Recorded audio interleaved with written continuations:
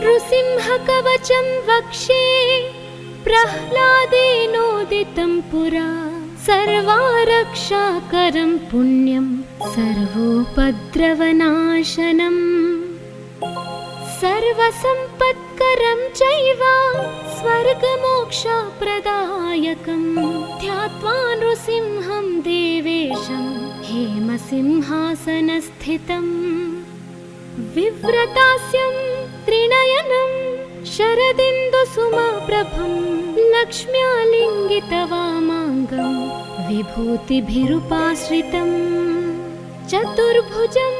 कोमलाङ्गं स्वर्णकुण्डलाशोभितं सरोजशोभितोरस्कं रत्नकेयूरमुद्रितं तप्तकाञ्चन सङ्काशं पीतनिर्मलवाससम् इन्द्रादिसुरमौलिस्थ स्फुरन्माणिक्यदीप्तिभिः विराजित पदद्वन्द्वं शङ्खचक्रादिहेतिभिः गरुत्मता सविनयं स्तूयमानं मुदान्वितं स्वहृत्कमलसंवासं कृत्वा तु कवचं पठे नृसिंहो मे शिरः पातु लोकरक्षात्मसम्भव सर्वगोपीस्तम्भवासः फालं मे रक्षतु ध्वनिं नृसिंहो मे दृशौ पातु सोमसूर्याग्निलोचनः स्मृतिं मे पातु नृहारिर्मुनिवर्यस्तु ते प्रियः नासां मे सिंहानासस्तु मुखं लक्ष्मीमुखप्रियः सर्वविद्याधिपः पातु नृसिंहो रसनां मम वक्त्रं पात्विन्दुवदनः सदा प्रह्लादवन्दितः नृसिंहः पातु मे कण्ठं स्कन्धौ भूभरणान्तकृत् दिव्यास्त्रशोभितभुजो नृसिंहः पातु मे भुजौ करो मे देववरदो नृसिंहः पातु सर्वतः हृदयं योगिसाध्यश्च निवासं पातु मे हरिः मध्यं पातु हिरण्याक्ष वक्षः कुक्षिविदारणः नाभिं मे पातु नृहरि स्वनाभि ब्रह्म संस्तुतः ब्रह्माण्डकोटयः कट्यां यस्यासौ पातु मे कटिं गुह्यां मे पातु गुह्यानां मन्त्राणां गुह्यरूपधृक् ऊरो मनोभवः पातु जानुनी नररूपधृक् जङ्घे पातु धराभार हर्ता ये सौनृकेसरी सुरराज्य प्रदः पातु पादौ मे नृहरीश्वरः सहस्रशीर्षा पुरुषः पातु मे सर्वशस्तनुम् महोग्रः पूर्वतः पातु महावीराग्रजोऽग्नितः महाविष्णुर्दक्षिणे तु महाज्वालस्तु नैऋतौ पश्चिमे पातु सर्वेशो दिशि मे सर्वतोमुखः नृसिंहः पातु वायव्यां सौम्यां भूषणविग्रहः ईशान्यां पातु भद्रो मे सर्वमङ्गलदायकः संसारभयदः पातु मृत्युर्मृत्युर्नृकेसरी इदं नृसिंहकवचं प्रह्लादमुखमण्डितं भक्तिमान्यः पठेन्नित्यं सर्वपापैः प्रमुच्यते पुत्रवान् धनवान् लोके दीर्घायुरुपजायते यं यं कामयते कामं तं तं प्राप्नोत्यसंशयम् सर्वत्र जयमाप्नोति सर्वत्र विजयी भवेत् भूम्यन्तरिक्षदेव्यानां ग्रहाणां विनिवारणम् चिकोरगसम्भूत विषापहरणं परं ब्रह्मा राक्षसयक्षाणां दूरोत्सारणकारणम् भूर्जे वा तालपत्रे वा कवचं लिखितं शुभं करमूले धृतं येन सिद्धेयुः कर्मसिद्धयः देवासुरमनुष्येषु स्वमेवा जयं लभेत् एकसन्ध्यं त्रिसन्ध्यं वा यः पठेन्नियतो नरः सर्वमङ्गलमाङ्गल्यं भुक्तिं मुक्तिं च विन्दति द्वात्रिंशच्च सहस्राणि पठेच्छुद्धात्मना नृणाम् कवचस्यास्य मन्त्रस्य मन्त्रसिद्धिः प्रजायते अनेन मन्त्रराजेन कृत्वा भस्माभिमन्त्रणम् तिलकं विन्यसेद्यस्तु तस्याग्रह भयं हरे त्रिवारं जपमानस्तु दत्तं वार्यभिमन्त्र्य च प्राशयेत्यो नरो मन्त्रं नृसिंहध्यानमाचरेत् तस्य रोगाः प्रणश्यन्ति ये च स्युः कुक्षिसम्भवाः किमत्र बहुलोकैना नृसिंहसदृशो भवेत् मनसा चिन्तितं यत्तु स तच्चाप्नोत्यसंशयम्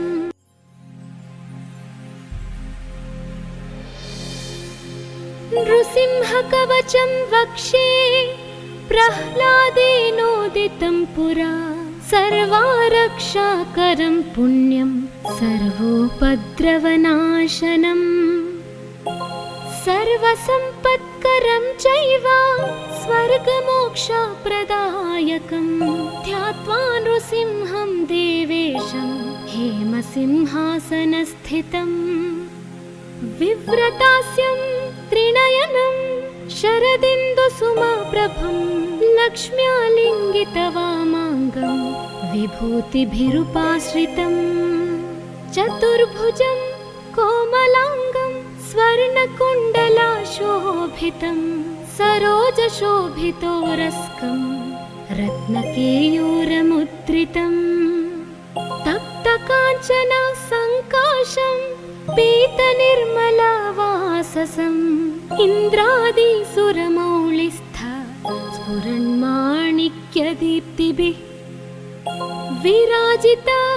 पदद्वन्द्वं शङ्खचक्रादिहेतिभिः गरुत्मता सविनयं स्तूयमानं मुदान्वितम् स्वहृत्कमलसंवासं कृत्वा तु कवचं पठे नृसिंहो मे शिरः पातु लोकरक्षात्मसम्भव सर्वगोपीस्तम्भवासः फालं मे रक्षतु ध्वनिं नृसिंहो मे दृशौ पातु सोमसूर्याग्निलोचनः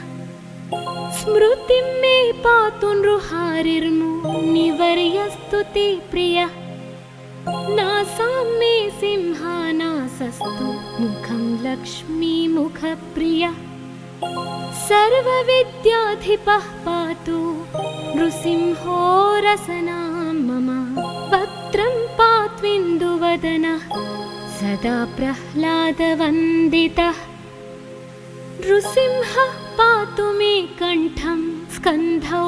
भूभरणान्तकृत् दिव्यास्त्रशोभितभुजो नृसिंहः पातु मे भुजौ करौ मे देववरदो नृसिंहः पातु सर्वतः हृदयं योगिसाध्यश्च निवासं पातु मे हरिः मध्यं पातु हिरण्याक्ष वक्षः कुक्षिविदारणः नाभिं मे पातु नृहरि स्वनाभि ब्रह्म संस्तुतः ब्रह्माण्डकोटयः कट्यां यस्यासौ पातु मे कटिं गुह्यां मे पातु गुह्यानां मन्त्राणां गुह्यरूपधृक् ऊरो मनोभवः पातु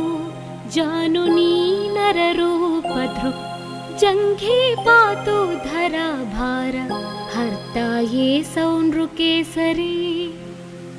सुरराज्य प्रदः पातु पादौ मे नृहरीश्वरः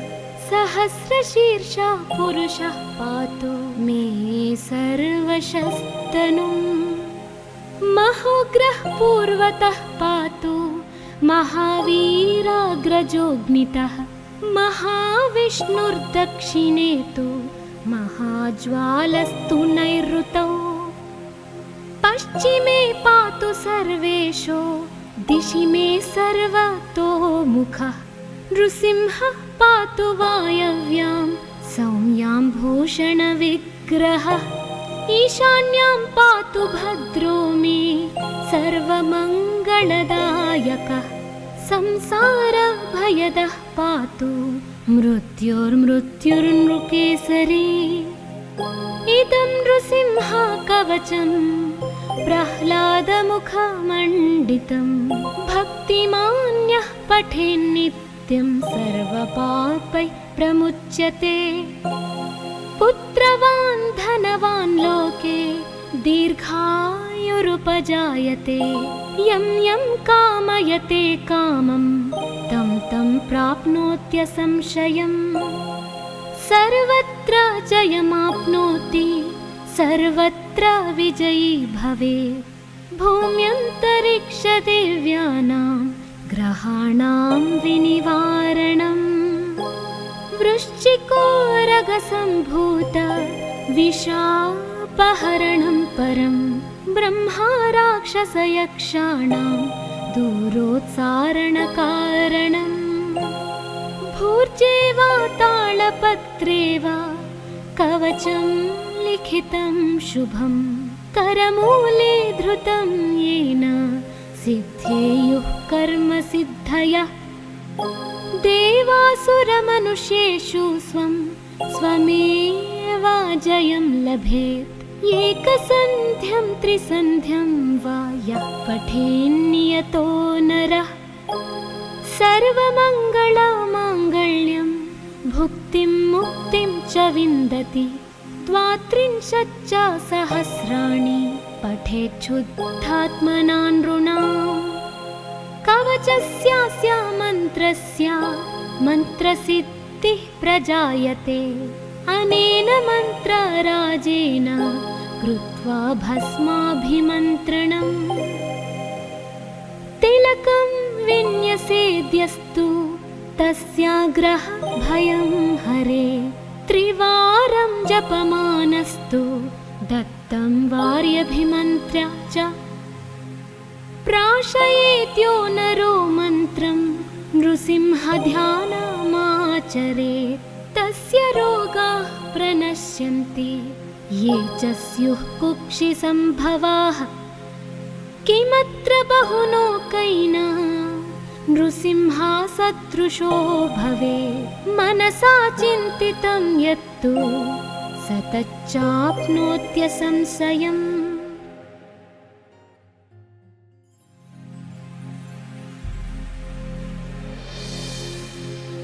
नृसिंहकवचं वक्षे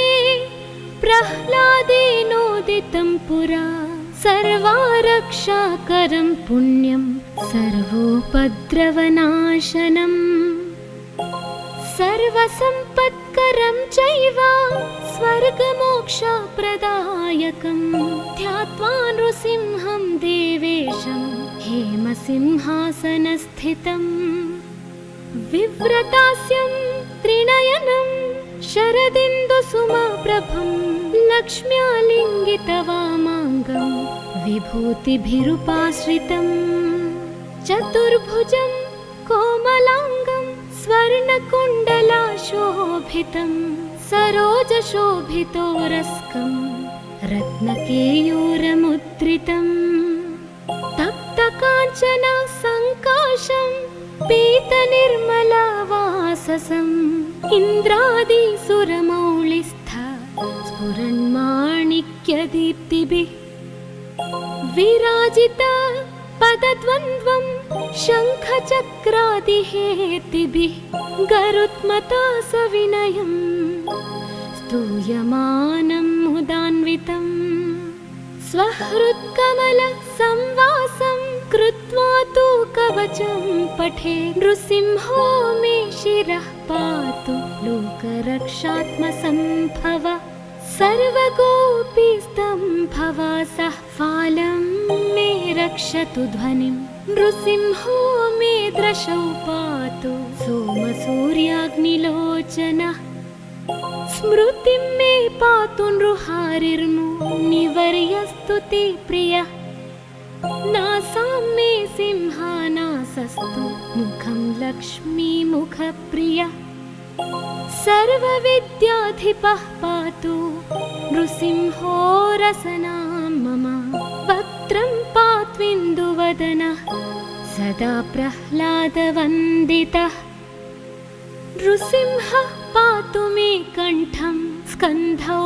भूभरणान्तकृत् दिव्यास्त्रशोभितभुजो नृसिंहः पातु मे भुजौ करौ मे देववरदो नृसिंहः पातु सर्वतः हृदयं योगिसाध्यश्च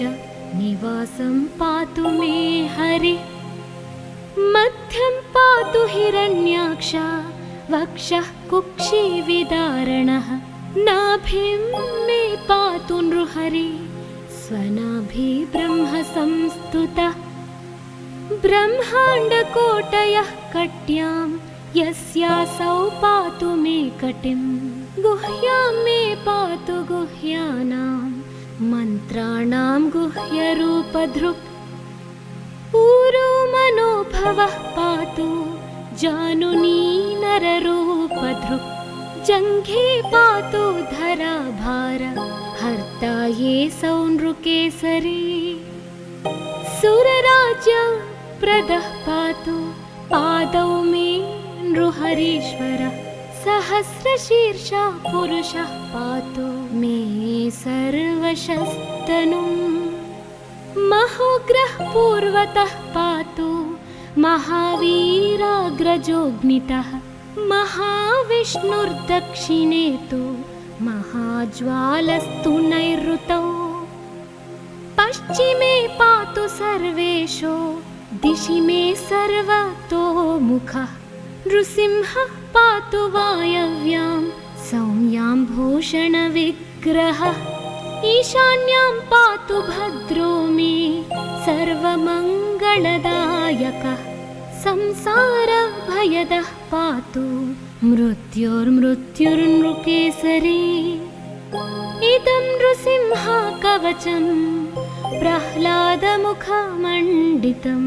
भक्तिमान्यः पठेन्नित्यं सर्वपापैः प्रमुच्यते पुत्रवान् धनवान् लोके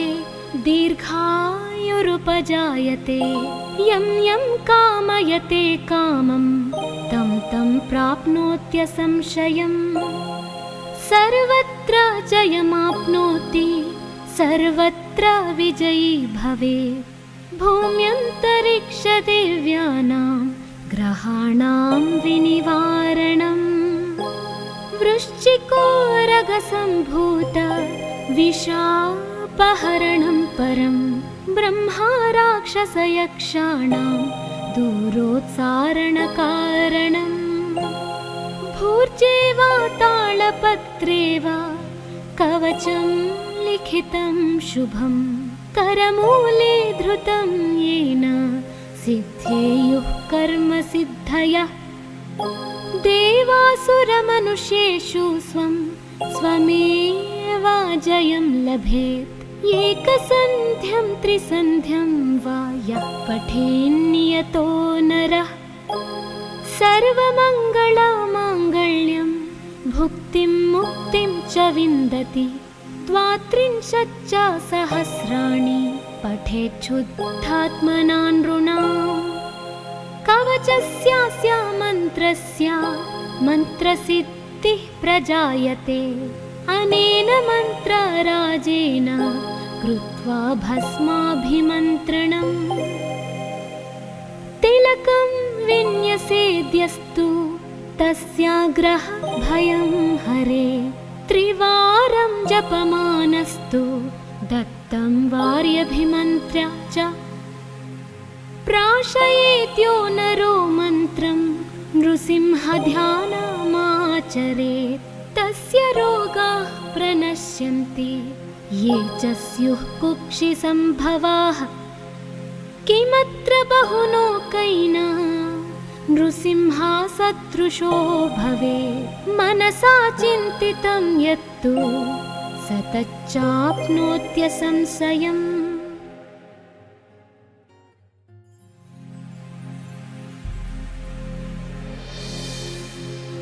नृसिंहकवचं वक्षे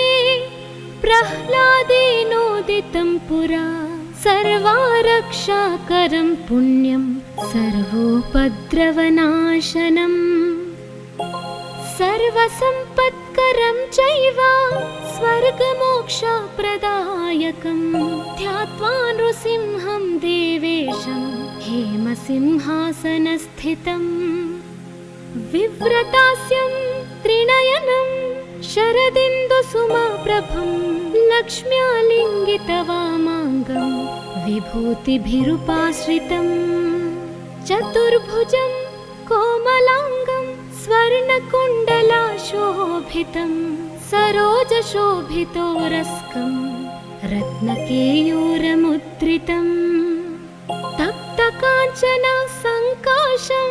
पीतनिर्मलवाससम् इन्द्रादिसुरमौलिस्थ स्फुरन्माणिक्यदीप्तिभिः विराजित पदद्वन्द्वं शङ्खचक्रादिहेतिभिः गरुत्मता सविनयं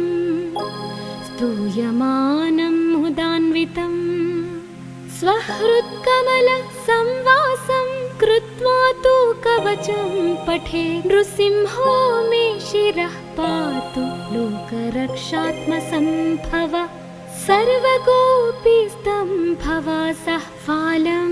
मे रक्षतु ध्वनिं नृसिंहो मे दृशौ पातु सोमसूर्याग्निलोचनः स्मृतिं मे पातु नृहारिर्मुनिवर्यस्तु ते प्रियः नासां मे सिंहानासस्तु मुखं लक्ष्मीमुखप्रियः सर्वविद्याधिपः पातु नृसिंहो रसनां मम वक्त्रं पात्विन्दुवदनः सदा प्रह्लादवन्दितः नृसिंहः पातु मे कण्ठं स्कन्धौ भूभरणान्तकृत् दिव्यास्त्रशोभितभुजो नृसिंहः पातु मे भुजौ करौ मे देववरदो नृसिंहः पातु सर्वतः हृदयं योगिसाध्यश्च निवासं पातु मे हरिः मध्यं पातु हिरण्याक्ष वक्षः कुक्षिविदारणः नाभिं मे पातु नृहरि स्वनाभि ब्रह्म संस्तुतः ब्रह्माण्डकोटयः कट्यां यस्यासौ पातु मे कटिं गुह्यां मे पातु गुह्यानां मन्त्राणां गुह्यरूपधृक् ऊरो मनोभवः पातु जानुनी नररूपधृक् जङ्घे पातु धराभार हर्ता ये सौनृकेसरी सुरराज्यप्रदः पातु पादौ मे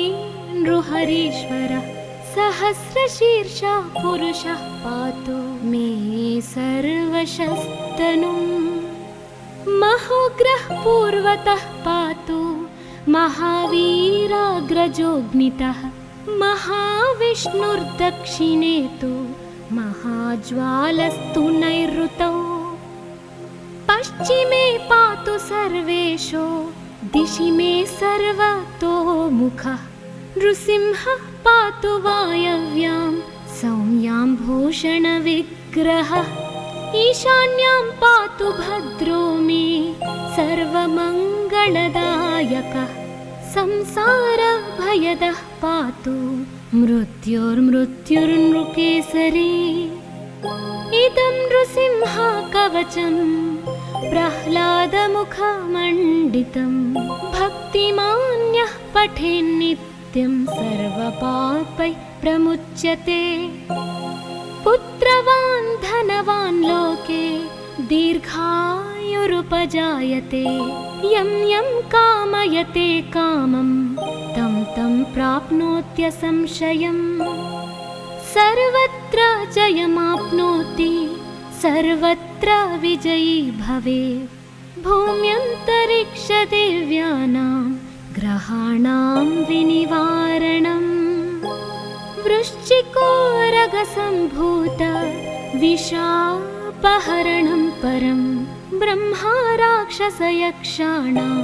दूरोत्सारणकारणम् भूर्जे वा तालपत्रे वा कवचं लिखितं शुभं करमूले धृतं येन सिद्धेयुः कर्मसिद्धयः देवासुरमनुष्येषु स्वं स्वमेव जयं लभेत् एकसन्ध्यं त्रिसन्ध्यं वा यः पठेन्नियतो नरः सर्वमङ्गलमाङ्गल्यं भुक्तिं मुक्तिं च विन्दति द्वात्रिंशच्च सहस्राणि पठेच्छुद्धात्मना नृणाम् कवचस्यास्य मन्त्रस्य मन्त्रसिद्धिः प्रजायते अनेन मन्त्रराजेन कृत्वा भस्माभिमन्त्रणम् तिलकं विन्यसेद्यस्तु तस्याग्रहभयं हरे त्रिवारं जपमानस्तु दत्तं वार्यभिमन्त्र्य च प्राशयेत्यो नरो मन्त्रं नृसिंहध्यानमाचरेत् तस्य रोगाः प्रणश्यन्ति ये च स्युः कुक्षिसम्भवाः किमत्र बहुलोकैना नृसिंहसदृशो भवेत् मनसा चिन्तितं यत्तु स तच्चाप्नोत्यसंशयम्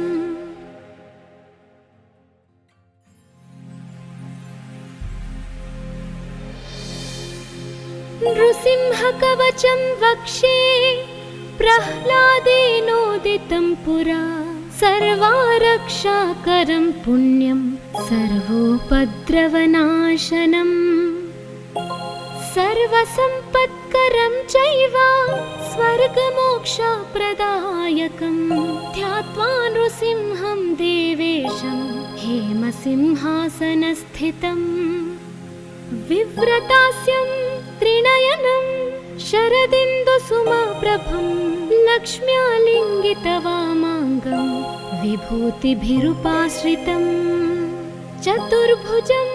कोमलाङ्गं स्वर्णकुण्डलाशोभितं सरोजशोभितोरस्कं रत्नकेयूरमुद्रितं तप्तकाञ्चन सङ्काशं पीतनिर्मलवाससम् इन्द्रादिसुरमौलिस्थ स्फुरन्माणिक्यदीप्तिभिः विराजित पदद्वन्द्वं शङ्खचक्रादिहेतिभिः गरुत्मता सविनयं स्तूयमानं मुदान्वितं स्वहृत्कमलसंवासं कृत्वा तु कवचं पठे नृसिंहो मे शिरः पातु लोकरक्षात्मसम्भव सर्वगोपीस्तम्भवासः फालं मे रक्षतु ध्वनिं नृसिंहो मे दृशौ पातु सोमसूर्याग्निलोचनः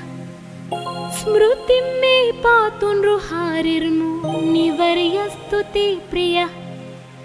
नासां मे सिंहानासस्तु मुखं लक्ष्मीमुखप्रियः सर्वविद्याधिपः पातु नृसिंहो रसनां मम। वक्त्रं पात्विन्दुवदनः सदा प्रह्लादवन्दितः। नृसिंहः पातु मे कण्ठं स्कन्धौ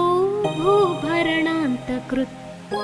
दिव्यास्त्रशोभितभुजो नृसिंहः पातु मे भुजौ। करौ मे देववरदो नृसिंहः पातु सर्वतः। हृदयं योगिसाध्यश्च निवासं पातु मे हरिः। मध्यं पातु हिरण्याक्ष वक्षः कुक्षिविदारणः। नाभिं मे पातु नृहरिः स्वनाभि ब्रह्म संस्तुतः। ब्रह्माण्डकोटयः कट्यां यस्यासौ पातु मे कटिं। गुह्यां मे पातु गुह्यानां मन्त्राणां गुह्यरूपधृक्। ऊरो मनोभवः पातु जानुनी नररूपधृक्। जङ्घे पातु धराभार हर्ता ये सौनृकेसरी। सुरराज्यप्रदः पातु पादौ मे नृहरीश्वरः। सहस्रशीर्षः पुरुषः पातु मे सर्वशस्तनुम्। महोग्रः पूर्वतः पातु महावीराग्रजोऽग्नितः। महाविष्णुर्दक्षिणे तु महाज्वालस्तु नैऋतौ। पश्चिमे पातु सर्वेशो दिशि मे सर्वतोमुखः। नृसिंहः पातु वायव्यां सौम्यां भूषणविग्रहः। ईशान्यां पातु भद्रो मे सर्वमङ्गलदायकः। संसारभयदः पातु मृत्युर्मृत्युर्नृकेसरी। इदं नृसिंह कवचं प्रह्लादमुखमण्डितं। भक्तिमान्यः पठेन्नित्यं सर्वपापैः प्रमुच्यते। पुत्रवान् धनवान् लोके दीर्घायुरुपजायते। यं यं कामयते कामं तं तं प्राप्नोत्यसंशयम्। सर्वत्र जयमाप्नोति सर्वत्र विजयी भवेत्। भूम्यन्तरिक्षदिव्यानां ग्रहाणां विनिवारणम्। वृश्चिकोरगसम्भूत विषापहरणं परं। ब्रह्मा राक्षसयक्षाणां दूरोत्सारणकारणम्। भूर्जे वा तालपत्रे वा कवचं लिखितं शुभं। करमूले धृतं येन सिद्धेयुः कर्मसिद्धयः। देवासुरमनुष्येषु स्वं स्वमेव जयं लभेत्। एकसन्ध्यं त्रिसन्ध्यं वा यः पठेन्नियतो नरः। सर्वमङ्गलमाङ्गल्यं भुक्तिं मुक्तिं च विन्दति। द्वात्रिंशच्च सहस्राणि पठेच्छुद्धात्मना नृणाम्। कवचस्यास्य मन्त्रस्य मन्त्रसिद्धिः प्रजायते। अनेन मन्त्रराजेन कृत्वा भस्माभिमन्त्रणम्। तिलकं विन्यसेद्यस्तु तस्याग्रहभयं हरे। त्रिवारं जपमानस्तु दत्तं वार्यभिमन्त्र्य च। प्राशयेत्यो नरो मन्त्रं नृसिंहध्यानमाचरेत्। तस्य रोगाः प्रणश्यन्ति ये च स्युः कुक्षिसम्भवाः। किमत्र बहुलोकैः नृसिंहा सदृशो भवेत्। मनसा चिन्तितं यत्तु स तच्चाप्नोत्यसंशयम्।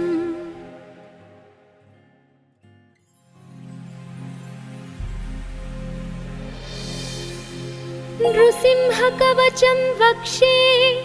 प्रह्लादेनोदितं पुरा सर्वारक्षाकरं पुण्यं सर्वोपद्रवनाशनम् सर्वसम्पत्करं चैव स्वर्गमोक्षप्रदायकं ध्यात्वा नृसिंहं देवेशं हेमसिंहासनस्थितम् विव्रतास्यं त्रिनयनं शरदिन्दुसुमप्रभं लक्ष्म्यालिङ्गितवामाङ्गं विभूतिभिरुपाश्रितं चतुर्भुजं कोमलाङ्गं स्वर्णकुण्डलाशोभितं सरोजशोभितोरस्कं रत्नकेयूरमुद्रितं तप्तकाञ्चनसङ्काशं पीतनिर्मलवाससम् इन्द्रादिसुरमौलिस्थ स्फुरन्माणिक्यदीप्तिभिः विराजित पदद्वन्द्वं शङ्खचक्रादिहेतिभिः गरुत्मता सविनयं स्तूयमानं मुदान्वितम् स्वहृत्कमलसंवासं कृत्वा तु कवचं पठे नृसिंहो मे शिरः पातु लोकरक्षात्मसम्भव सर्वगोपीस्तम्भवासः फालं मे रक्षतु ध्वनिं नृसिंहो मे दृशौ पातु सोमसूर्याग्निलोचनः स्मृतिं मे पातु नृहारिर्मुनिवर्यस्तु ते प्रियः नासां मे सिंहानासस्तु मुखं लक्ष्मीमुखप्रियः सर्वविद्याधिपः पातु नृसिंहो रसनां मम वक्त्रं पात्विन्दुवदनः सदा प्रह्लादवन्दितः नृसिंहः पातु मे कण्ठं स्कन्धौ भूभरणान्तकृत् दिव्यास्त्रशोभितभुजो नृसिंहः पातु मे भुजौ करौ मे देववरदो नृसिंहः पातु सर्वतः हृदयं योगिसाध्यश्च निवासं पातु मे हरिः मध्यं पातु हिरण्याक्ष वक्षः कुक्षिविदारणः नाभिं मे पातु नृहरि स्वनाभि ब्रह्मसंस्तुतः ब्रह्माण्डकोटयः कट्यां यस्यासौ पातु मे कटिं गुह्यां मे पातु गुह्यानां मन्त्राणां गुह्यरूपधृक् ऊरो मनोभवः पातु जानुनी नररूपधृक् जङ्घे पातु धराभार हर्ता ये सौनृकेसरी सुरराज्यप्रदः पातु पादौ मे नृहरीश्वरः सहस्रशीर्षः पुरुषः पातु मे सर्वशस्तनुम् महोग्रः पूर्वतः पातु महावीराग्रजोऽग्नितः महाविष्णुर्दक्षिणे तु महाज्वालस्तु नैऋतौ पश्चिमे पातु सर्वेशो दिशि मे सर्वतोमुखः नृसिंहः पातु वायव्यां सौम्यां भूषणविग्रहः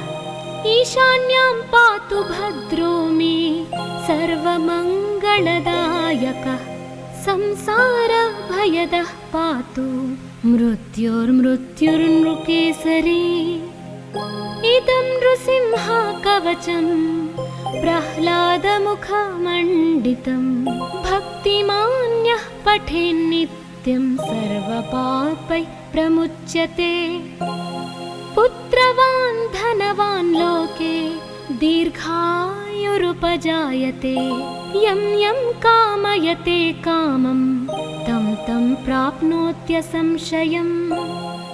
सर्वत्र जयमाप्नोति सर्वत्र विजयी भवेत् भूम्यन्तरिक्षदेव्यानां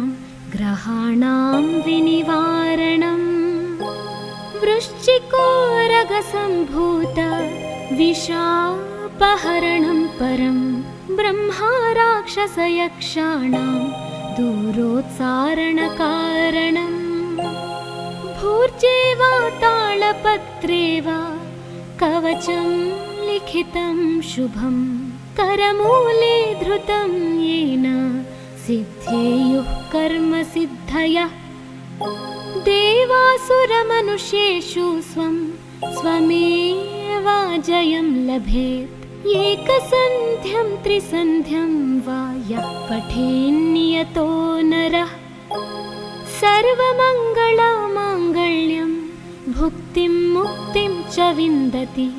द्वात्रिंशच्च सहस्राणि पठेच्छुद्धात्मना नृणाम् कवचस्यास्य मन्त्रस्य मन्त्रसिद्धिः प्रजायते अनेन मन्त्रराजेन कृत्वा भस्माभिमन्त्रणम् तिलकं विन्यसेद्यस्तु तस्याग्रह भयं हरे त्रिवारं जपमानस्तु दत्तं वार्यभिमन्त्र्य च प्राशयेत्यो नरो मन्त्रं नृसिंहध्यानमाचरेत् तस्य रोगाः प्रणश्यन्ति